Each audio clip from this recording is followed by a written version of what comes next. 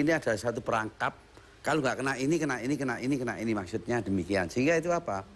Sehingga apakah delik formil sudah terpenuhi? Kalau melihat apa yang disampaikan oleh Pak Gede, saya terpas dari teman ini, teman udah 28 tahun, tapi memang beliau adalah jurnalis. Jadi memang apa yang disampaikan ada dua persoalan di pengadilan ini dan keadilan. Pertama ada persoalan di nanti putusan salah atau benar. Kedua adalah sudah opini, yaitu sosialnya sudah dihukum sebetulnya. Persoalannya apa yang disampaikan oleh Pak Gede tadi. Dengan demikian ada saksi sampai mencari saksi. Memang di dalam pasal 160 KUHP ada dua. Jadi saksi itu harus orang yang korban. Dalam arti pertama kali yang disampaikan sampai ada ceritanya sampai seakan-akan korban berkali-kali. Padahal saya lihat tadi penyampaian Pak Gede hanya satu korban. Nah, oleh karena itu selalu itu memang berpuluh-puluh ya dihadirkan semua kan begitu. Kenapa? Karena peristiwa ini supaya benar-benar yakin bahwa hakim benar-benar ada satu peristiwa Siapa pidana. yang punya kewajiban menghadirkan saksi, Pak Bowo? Sebetulnya jaksa itu. Kenapa kok sampai Pak Gede? Nah ini yang menjadi terbalik. Kalau 160 KUHP, duanya itu jaksa harus pertama kali menghadirkan yang korban berapa. Katakanlah korban ini 20 ya 20 hadir. Jangan sampai dikat, berarti dikat ini nggak memenuhi nanti apa? Nanti terjadi ketika bebas, itu tanggung jawab jaksa dikarenakan tadi ada sampai berkali-kali, yaitu 138 KUHP, yaitu ketika diteliti dari penyidik ini, dari kepolisian diteliti oleh JPU 138. Loh, ini kembali sampai 3 kali sampai 5 kali. Nah, sampai pernah ada yang disampaikan ini, saya adalah sampaikan ada SP3 loh. Kalau SP3 ini tidak bisa langsung kalau sudah SP3 lah, surat penghentian penyidikan ini, nggak bisa dipanggil lagi. Dikarenakan harus ada satu peristiwa hukum gugatan dulu, dibatalkan SP3-nya. Nah, dengan demikian, kalau saya katakan, ini apakah bersesuaian dengan pasal 78 sampai 83. Jadi, delik formil itu adalah delik penyelesaian. Kalau delik formil sudah delik formilnya ini padahal delik materinya belum dipenuhi. Bu Agnes, sebenarnya ada sedikit pertanyaan yang dikatakan Pak Gede tadi, kan ada peradilan opini yang muncul yang sangat besar sekali sampai muncul predator dan sebagainya, kemudian kok cuma satu. Sebenarnya ada nggak Pak yang melapor selain dari yang satu korban ini Pak waktu itu? Berkali-kali sebenarnya. Jadi berkali-kali Mas Beki ini diburu bagaimana cara untuk menjerat. Baik orang yang tidak pernah mengaku jadi korban, dia melaporkan juga. Tapi kemudian kasusnya tentu tidak masuk kan. Kemudian ada maksudnya tidak pernah jadi korban tapi tidak pernah menjadi korban, dia melaporkan bahwa di situ loh ada peristiwa. Tapi ketika diproses tentu kasusnya nggak bisa lanjut. Mungkin orderan lah. Tapi kemudian yang kedua, ada juga orang melapor bahwa dia diperkosa. Tapi ternyata ini mantan pacarnya 5 tahun pacaran. Tiba-tiba sudah sekian tahun baru mengaku diperkosa. Nah, kemudian ketika kasusnya berlanjut, tentu akhirnya SP3 kan. Tidak memenuhi unsur semua, keluar SP3. Lalu kemudian ada laporan lagi. Nah, ketika laporan inilah yang menyebabkan mungkin publik tidak paham. Kenapa sih ini dipanggil polisi kok nggak mau datang? Kenapa sampai ada DPO dan sebagainya? Siapa warga negara yang terus dibegitukan, kemudian ya udah jengkel. Kira-kira begitulah perlawanannya jadinya, lah kemarin udah SP3, sekarang kok saya dipanggil lagi, sudah tersangka lagi. Nah seperti itulah yang terjadi sehingga Mas Beki memilih merawat Pak Kiai yang kebetulan waktu itu sakit daripada mengurusi permainan ini gitu loh. Ini yang di SP3 dengan yang saat ini sedang diproses beda pelapor, beda korban begitu ya. Pokoknya semua diupayakan. Nah, uniknya lagi yang kasus yang sudah di SP3 ini, Prof, ini orang ini dijadikan saksi di sini untuk memperkuat kasus ini. Padahal ini kan ada kaitan. Orang ini udah kasusnya nggak terbukti. Tapi pada waktu itu dipanggil nggak? Dipanggil, tapi dia bukan korban. Bukan korban, tapi dia menceritakan peristiwa dirinya yang sudah di SP3 itu. Nah, besok inilah kemudian bersaksi di sini. Pokoknya intinya gini, saksi itu disuruh bercerita yang serem-serem untuk menciptakan Mas Beki ini seorang predator seks itu loh. Tetapi kemudian satu persatu orang yang disebutkan kita panggil, semua membantah.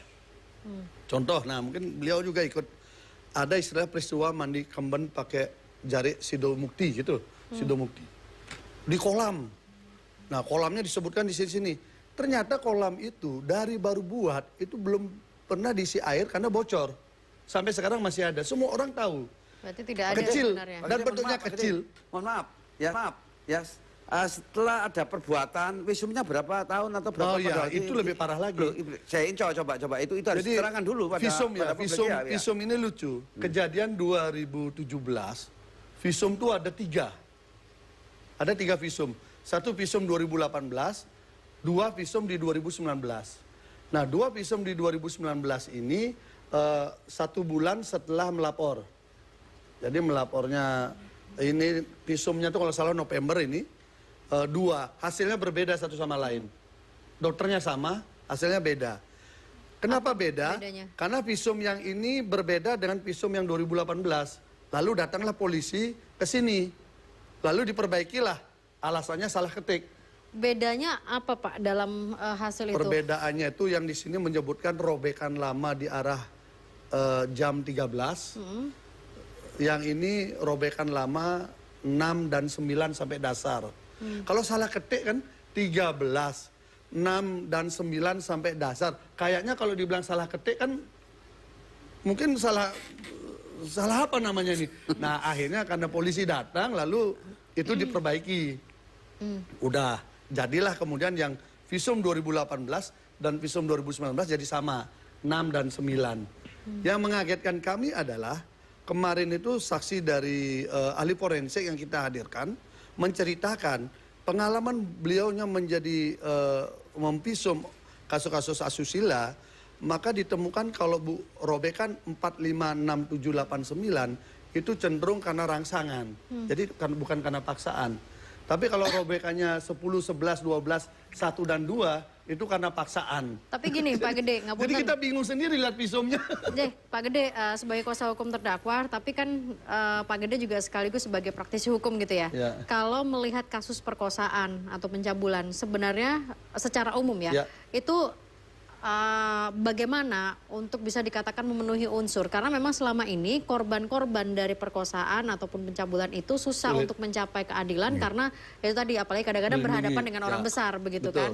Jadi pembalikan opini itu sering terjadi. Itu gimana Pak Gede? Jadi sekarang kan udah undang-undang TPKS sudah ada kan. Jadi jauh lebih gampang untuk menjerat pelaku yang sebenarnya ya.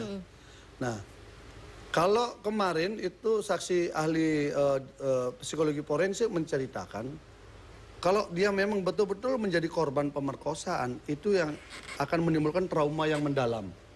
Proses penyembuhannya lama, bahkan ada 5 fase. Minimal ada 5 fase, bahkan ada 9-12 fase untuk orang itu kembali normal. Nah, kalau itu terjadi memang mau nggak mau proses hukumnya harus digencarkan, harus dihukum berat. Tetapi kalau orang tidak melakukan, peristiwanya tidak ada, kemudian diopinikan dulu di luar, lalu dipaksakan aparat untuk memprosesnya, sehingga bolak-balik melebihi 6 kali, lalu kemudian kasusnya dipaksakan dari belasan santri di bawah umur menjadi 1 orang dewasa, yang kami temukan ada surat, dia bersedia untuk dikawini, dan kami hadirkan di sidang, kami konfirmasi kepada yang bersangkutan, dan kami konfirmasikan juga kepada korban, dalam jarak waktu seminggu, 2 minggu, sampai 1 bulan, itu suka ngechat terdakwa. Pertanyaan saya, adakah korban, seperti yang tadi Mbak sampaikan, korban pemerkosaan, yang trauma, ketakutan, lalu seminggu, 2 minggu, sampai 1 bulan, dia ngechat si pelaku dengan bahasa cintaku, puasa sayang, dan itu kami hadirkan di sidang. Kami hadirkan, kami konfirmasi kepada yang bersangkutan mengakui bahwa dia ngechat itu. Kemudian dia buat surat kronologis peristiwa, lalu di bawahnya ada bahasa dengan bahasa Jawa bahwa dia bersedia untuk menjadi istrinya. Jadi akhirnya saya mengambil kesimpulan, jangan-jangan ini pelakor yang gagal, kemudian berubah menjadi pelapor. Begitu jadinya, karena kalau kita runtut dengan dokumen otentik kami ketika kita bawa ke sidang, itu yang terjadi. Chatnya ada loh. Jadi chatnya itu dari 25 Mei, awal Juni, pertengahan Juni. Ini berarti kalau kita melihat persidangan ini yang punya bukti justru dari sisi terdakwa. Kami harus rajin. Sampai kami bikin video, foto tempat-tempatnya. Karena seringkali antara jaksa dengan hakim nggak bisa membayangkan tempat itu. Oke. Cokro Kembang mana apa? Gubuk Cokro Kembang, Gubuk Cokro Kembang RST, Gubuk Sekretariat. Dia nggak kebayang, hanya kami bantu. Biar ada masuk akal gitu loh. Ini loh kayak begini. Kalau dari sisi korban saya malah bingung, apa ada yang seperti Pak Gede seperti ini yang bantu untuk Kita bantu karena apa? Kan tujuan kami mencari kebenaran material. Jaksa mencari kebenaran material, hakim mencari kebenaran material. Maka kami cari, ayo kita cari kebenaran material. Karena itu kami yang sampai ngotot tolong hadirkan saksi yang sudah di BAP polisi. Bukan saksi dari kami loh ya. Saksi yang sudah di BAP polisi tolong hadirkan karena disebutkan di dalam dakwaan.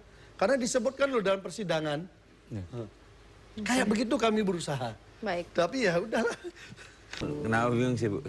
Saya bingung, untung saya bukan hakim persidangan. Nah, saya pasti akan bingung begitu kan. Atau kita tanya Pak Prabowo. Karena di sisi lain kita juga harus membela korban begitu ya. Karena memang kan korban. Kalau korban betul-betul korban harus kita lindungi. Oke. Harus kita jaga. Pak Gede juga sepakat dengan hal itu ya. Kalau orang mau menjebak orang dengan pura-pura dia jadi korban, itu yang berbahaya. Nama baik orang langsung dihancurkan dengan cara begitu. Oke, sebentar sebelum ke Prabowo, Pak Gede, siapa kira-kira yang apa istilahnya merekayasa? Kalau ya kan kami sudah mencoba menghadirkan karena kebetulan ada nama sering disebut dan dia ada di BAP, sering disebut dalam beberapa saksi. Lalu kami minta orang itu dihadirkan. Perdebatannya hampir setiap sidang itu begitu alot. Sampai akhirnya kami pakai pasal 160 itu. Iya, Berdebat kita akhirnya dikabulkan lah. Disuruh JPU memanggil. Ketika dipanggil yang bersangkutan, kemudian datang hanya dengan surat. Pertama, bahwa dia ada hubungan semenda. Ada hubungan masih dekat. Sehingga dia mundurkan diri sebagai saksi. Kedua, dia sakit. Ketiga, bahwa dia melapor kasus-kasus lain sih. Kata alasan itu kemudian majelis hakim mengatakan orang ini tidak bisa lagi dipanggil. JPU tidak mau manggil lagi. Bayangkan, kita untuk mengungkap motif jadi nggak bisa. baik. Padahal ada di BAP. Baik Pak Gede. Prabowo bagaimana ini melihat kondisi atau persidangan kasus ini? Saya ya inilah, jangan sampai hal ini terulang kembali dikarenakan wesum sampai 2 kali. Dan tengah waktunya lama. Ini sudah saya... Ya sebentar ya. Ya 2,5 tahun. Ya saya paham itu, saya paham. Kemudian di samping itu kan kita mencari bagaimana delik formil dan materinya kita kejar. Karena materialnya dikejar ternyata mengelak dan sebagainya.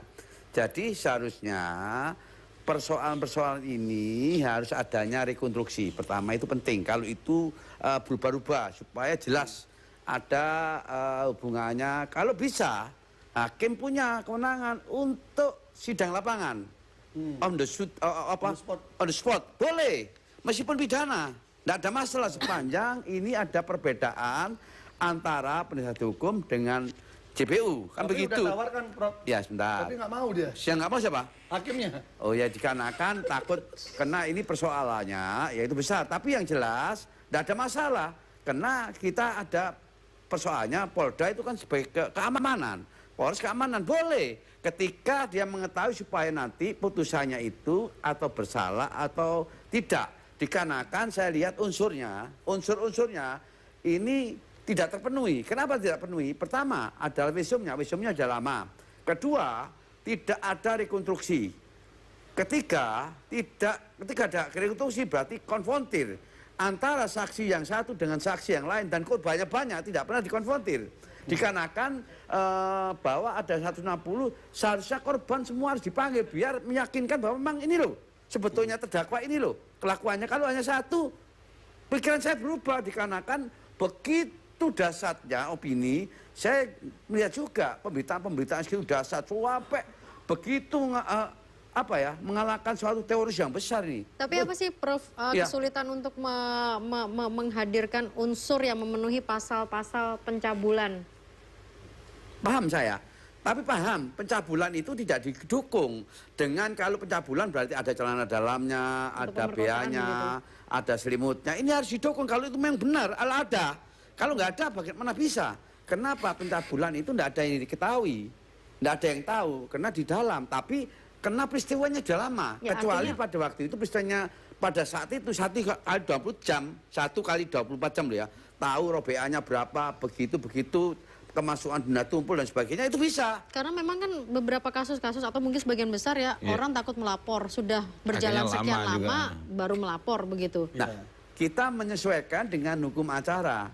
Hukum acara apakah pasal 183 dua alat bukti cukup atau katakanlah ya 184 ada keterangan tersangka, keterangan ada petunjuk, ada surat, ada ahli, ada keterangan terdakwa. Lah karena saya kira tadi disampaikan bahwa memang nggak melakukan, terdakwa sudah nggak ada nih. Terus apakah ahli? Ahli ini katanya ada namanya psikologi, ada ahli psikologi bahwa ini ada apa jiwanya goncang dan sebagainya. Itu saya nggak memahami. Tapi yang jelas kalau itu adanya pencabulan, pertama pencabulan, ada pemurkesaan, ada ini kan pasalnya 4 pasal, 285, 289, 284 dan 65 berbarengan. Pasal 65 KUHP. Jadi pasal-pasal itu tidak bisa pencabulan, pemerkosaan. Terus ini pasal 24-nya ini adalah anak didiknya. Tidak guna pencabulan. Nah, karena ini peristiwanya lama sehingga menurut pendapat saya agak susah satu alat bukti, tapi jangan sampai bukti itu direkayasa jangan. Yang penting adalah menyesuaikan dengan apa dua alat bukti. Dua alat bukti ya cukup sudah, nanti hakim akan menentukan. Nah sekarang ini sudah dalam proses hukum, nanti yang menentukan adalah bagaimana tentang tuntutannya, bagaimana tentang pembelaannya itu nanti mengadu tentang persoalan hukum. Baik Prof, kita di sini juga masih ada satu orang saksi lagi ya, boleh berbicara juga. Ada Mas Edvin Zuhri Akhirul Azal. Mas Edvin panggilannya? Iya. Selamat malam Mas Edvin. Monggo, Mas Edvin ini apa hubungan saksi dengan Mas Beki dan juga dengan korban? Di dakwaan disebut apa? Di dalam dakwaan saya disebutkan oleh si yang mengaku korban bahwasanya saya itu mengantar si yang mengaku korban ini dari lokasi pondok ke lokasi kejadian. Nah, mengantarnya itu tengah malam, sekitar jam 1 jam 2-an. Padahal sebenarnya kejadian itu tidak ada. Bahkan saya pun nggak pernah membonceng si yang mengaku korban tersebut. Jangankan membonceng, jam-jam segitu, jam 1 jam 2, ngapain ada kegiatan di lokasi Puri tadi? Jam segitu ya enaknya tidur. Mas Edvin kenal dengan korban? Saya sebatas kenal. Sebatas kenal apa? Kakak teman kelas, teman atau apa? Saya kakak kelas dari si yang mengaku korban tersebut. 3-4 tahun. Selama 3-4 tahun itu? 3-4 tahun di atas. Oh, dia 3-4 tahun? Iya, kakak kelas. Dan saya kalau boleh tanya, korban ini pernah punya teman yang seangkatan nggak? Karena saya dengar tadi hampir semua kakak kelasnya semua yang disebutkan dalam dakwaan itu. Ada sih. Ada yang di dalam itu ada satu angkatan juga. Dan sama juga penjelasannya. Jadi penjelasannya juga tidak ada. Jadi peristiwanya nggak ada. Biasanya kita berdebat kan ada peristiwa, peristiwanya sama-sama kita ketahui tapi perspektifnya berbeda. Kalau ini enggak. Ini masih mendebatkan ini fakta atau fiktif cerita ini. Misalnya begini, misalnya Mbak tadi sampaikan, kalau korban dia akan trauma, nggak berani melapor dan sebagainya. Ini enggak, dia bikin status di medsos, dia bikin video malah di medsos, tapi permintaannya adalah si terdakwa ini biar berhenti organisasi. Jadi permintaannya jauh dari unsur kepentingan bagaimana dirinya. Makanya kita menganggap ini hanya salah satu cara, salah satu instrumen untuk target besar. Ya. Karena kalau tidak begitu, mau Kompolnas, mau Komja, mau LPSK, mau siapa saja pejabat-pejabat yang di Jakarta yang terhipnotis dengan kasus ini, mereka tuh diperalat semua. Secara jujur Pak Gede, apa yang sesuatu yang besar ini saya biar paham masyarakat itu. Ya, yang paling menjolok kan ada dinamika di internal kan. Mas Beki ini kan anak tunggal yang diyakini akan menjadi pewaris berikutnya lah. Beliau ini punya jiwa sosial yang tinggi, seniman, suka musik. Kemudian juga dia mengelola usaha yang cukup cerdas. Sehingga pondok berkembang, usaha berkembang, dan sebagainya dia punya kapasitas di situ. Anak tunggal nggak punya teman. tentu ada kelompok lain yang menginginkan ini bagaimana tidak eksis dan bisa masuk dan selesailah diringkas, bungkus, biar nggak ganggu. Jujur nih, jujur. Ya itu fakta yang kita temukan. Oh iya. Jangan bohong loh Pak Gede. Iya. Pak Gede kan lama, 12 tahun loh. Iya, Kita makanya. ketemu. Ya. Makanya saya pengen tahu. Jadi memang ini kalau menurut Pak Gede internal berarti ya? Kombinasi. Karena Dan beliau yang- ini juga punya usaha yang berkembang, yang cukup pesat. Beliau ini tangannya dingin urusan bisnis usaha itu. Enggak, maksudnya berarti yang kemungkinan kalau Pak Gede menganggap ini adalah rekayasa kasus, berarti dalangnya juga adalah orang Skenario-nya. internal. Masih ada keterkaitan benang merah dalam rangka kalau misalnya terjadi sesuatu dengan Pak Kiai, maka Mas Beki ini adalah penghalang. Sehingga penghalangnya ini harus didobrak, dihilangkan. Nah, tetapi kan tidak semudah itu. Oke. Karena warga besar Sidikiyah sudah paham semua. Sehingga justru hari ini warga semua mendoakan dan menjaga Mas Beki agar jangan sampai diperlakukan sesuai tujuan orang-orang tersebut. Gitu loh. Deh. Nah inilah saya kira yang kita harapkan begini sebenarnya. Saya lucu sekali melihat LPSK misalnya. Saya terbuka aja bilang. Karena saya pernah juga di Komisi 3 menjaga LPSK. LPSK ini punya tenaga ahli, ikut dia diskusi, seminar, mengopinikan kasus ini. Mendorong. LPSK itu tugasnya menjaga saksi dan korban. Sampai saya kemudian WA itu salah satu pimpinannya. Ini apa-apaan ikut menjaga opini. Baik. Kementerian, PPA, Pemberdayaan Perempuan dan Anak, ngirim surat kepada pengadilan, minta jadi pemantau. Hampir dikabulkan sama hakim. Saya yang protes. Kalau tertutup, tertutup sekalian. Kalau terbuka, terbuka sekalian. Oke. Kenapa dia yang diberikan masuk itu loh. Baik. Akhirnya ditolak. Baik. Mohon untuk pemirsa lakukan subscribe, like, dan komen di channel Sahabat NKRI. Terima kasih.